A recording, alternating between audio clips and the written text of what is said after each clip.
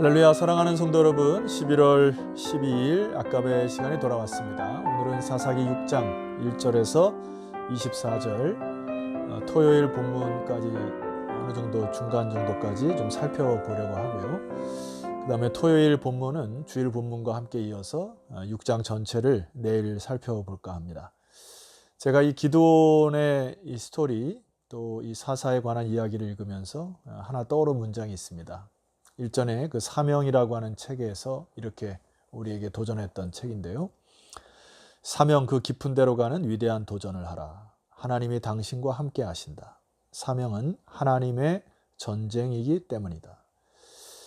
여기에서 우리가 세 가지 큰 주제가 있고 또 주목하셔야 됩니다. 첫 번째는 우리가 깊은 데로 가서 위대한 도전을 하는 것. 이게 우리 인간의 책임이고요.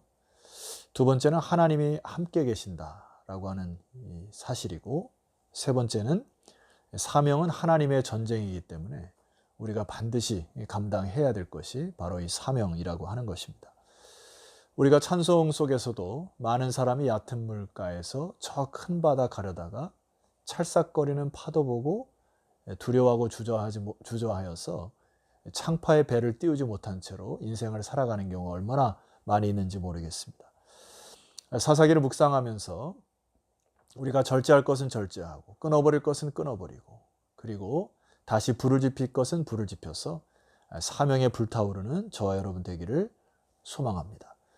오늘 기드온의 이 스토리를 통하여서도 우리가 깊이 좀 묵상해야 될 것이 있는데요. 1절 말씀 보면 이렇게 시작을 합니다. 이스라엘 자손이 또 여호와의 목전에 악을 행하였으므로, 원인이 백성들의 죄악에 있다는 사실이에요. 여호와께서 7년 동안 그들을 미디안의 손에 넘겨주셨다. 어쩔 수 없이 넘겨주시는 것이죠. 하나님은 죄의 영향력에 의하여 빠져있는 이 중독된 자들을 하나님께서 기다리시다가 결과적으로는 다시 그들이 죽게 돌아올 수 있도록 인생의 채찍으로 다스리는 모습을 보게 됩니다. 짧게 7년 동안이었지만 이것이 얼마나 고통스러웠는지 여기에 이 3절 이하에 보면 그 고통을 알 수가 있어요. 이스라엘이 파종한 때면 미디안과 아말렉과 동방 사람들이 치러 올라와서 이 파종할 때, 그러니까 열심히 농사를 지고 이제 그 곡식을 거둬들일 때 이 도적대들이 나타나는 것이죠. 4절 진을 치고 가사 이르도록 토지 소산을 멸하여 이스라엘 가운데 먹을 것을 남겨두지 아니하며 양이나 소나 나귀도 남기지 아니하나니, 5절 이는 그들이 그들의 짐승과 장막을 가지고 올라와 메뚜기 떼같이 많이 들어오니. 자, 이 미디안과 아말렉과 동방 사람들을 메뚜기 떼로 묘사를 합니다.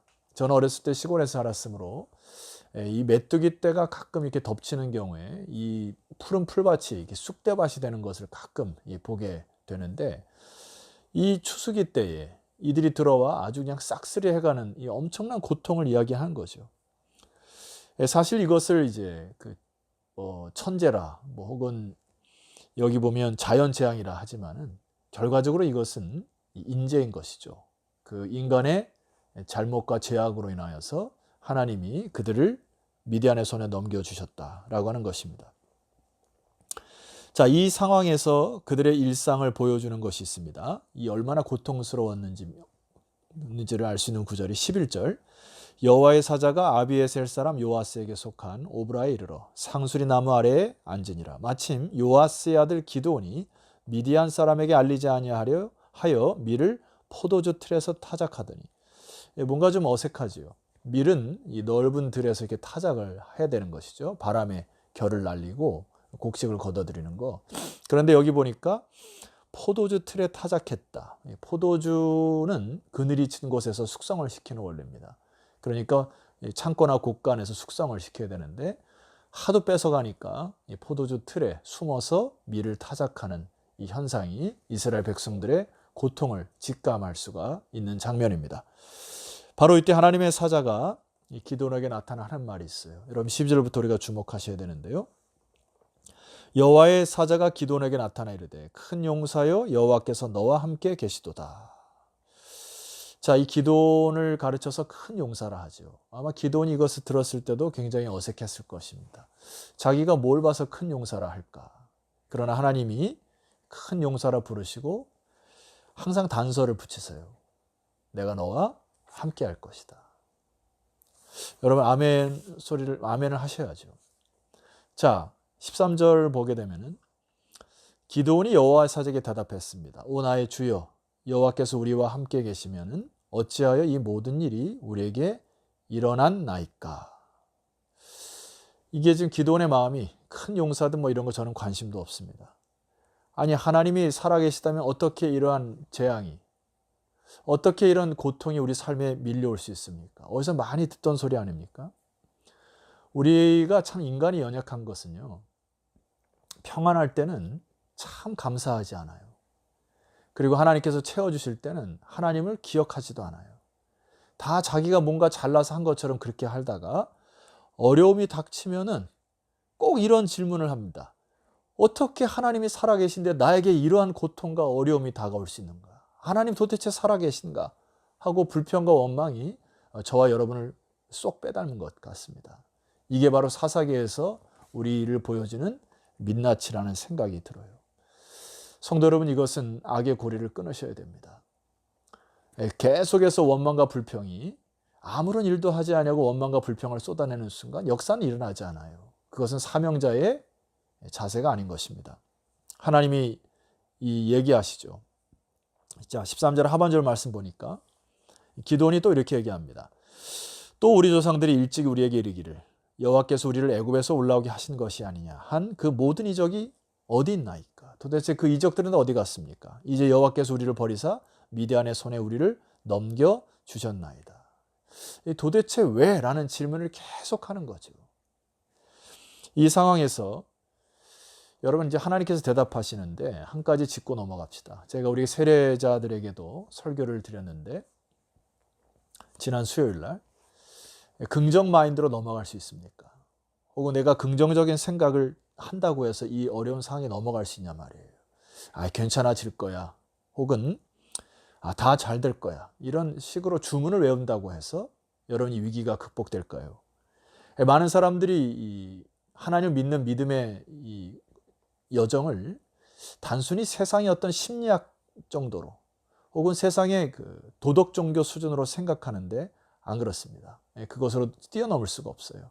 자, 14절 이후에 하나님께서 우리에게 말씀하신 메시지가 이것입니다. 여호와께서 그를 향하여 이르시되 너의 힘으로 이스라엘을 미디안의 손에서 구원하라. 내가 너를 보낸 것이 아니냐 하신지라. 내가 너에게 준 힘으로 그것을 의지할 때 뛰어넘을 수 있다는 이야기죠. 자, 이 하나님의 대답에 혹시나 했더니 기드온이 역시나 또 다른 질문을 합니다. 15절. 기드온이 대답하되 오 주여 내가 무엇으로 이스라엘을 구원하리이까? 보소서 나의 집은 므낫세 중에 극히 약하고 나는 내 아버지 집에서 가장 작은 자네이다 하니. 이 모습도 어쩌면 우리와 이렇게 닮았는지 몰라요. 하나님, 제가 가진 게 뭐가 있습니까?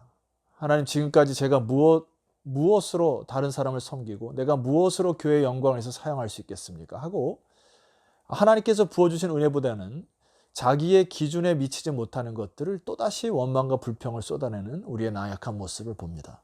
그런데 하나님께서 굽히지 않으시는 것이 있어요. 자, 16절입니다. 여호와께서 그에게 이르시되 내가 반드시 너와 함께 하리니. 자, 이 부분을 계속해서 하나님이 강조하십니다. 내가 너와 함께하면 못 이룰 일이 없다. 능치 못할 것이 없다. 아멘이십니까? 하나님은 기드온을 통하여 오늘 저와 여러분에게 이 말씀을 주시는 거예요. 여호와께서 그에게 이르시되 내가 반드시 너와 함께하리니 네가 미디안 사람 치기를 한 사람을 치듯 하리라 하시니라. 네가 하는 것이 아니라 내가 함께하면 한다.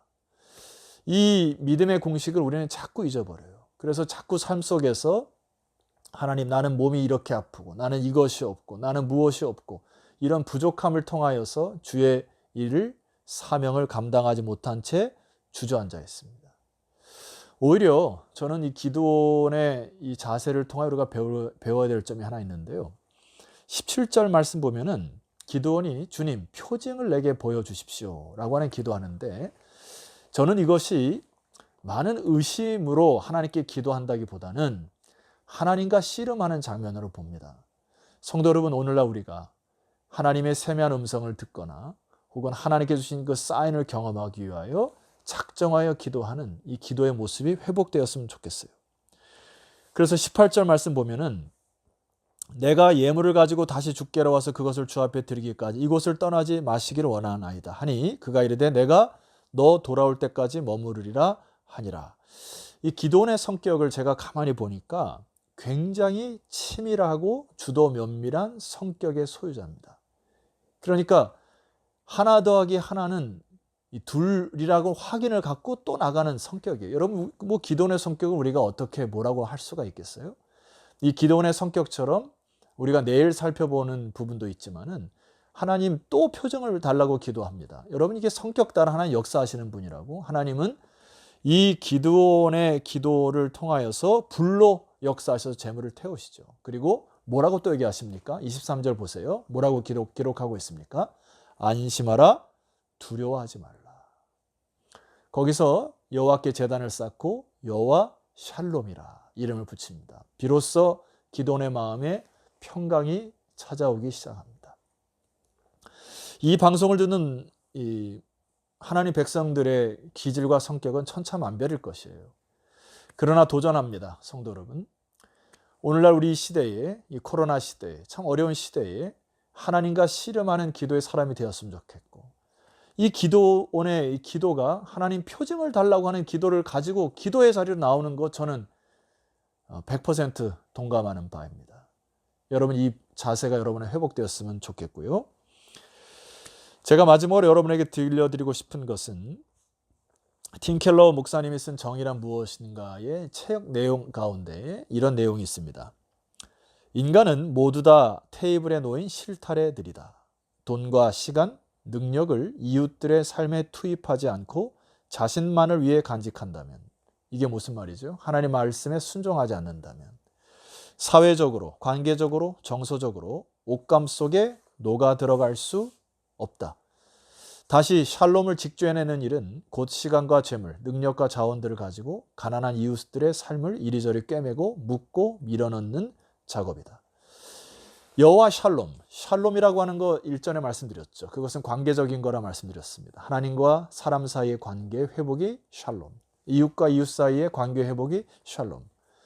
여러분 오늘 이 기도는 하나님과 씨름한 이후에 여호와 샬롬이라고 하는 평강을 얻죠. 그리고 사명감으로 뛰어듭니다. 그리고 자기가 갖고 있는 시간과 재능 그리고 자기의 성격과 기질을 하나님 나라에 투입해요. 그리고 놀라운 일들을 얻어냅니다.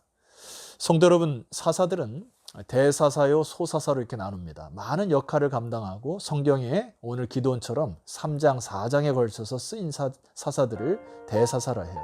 많은 일들을 감당하였고 삼갈이라고 하는 사사는 한 줄로 마감이 됩니다. 저는 이것을 뭐 사이즈 개념으로 말씀드리는 게 아니고 각자의 삶에 하나님께 주신 직능과 역할이 있다는 생각이 들어요.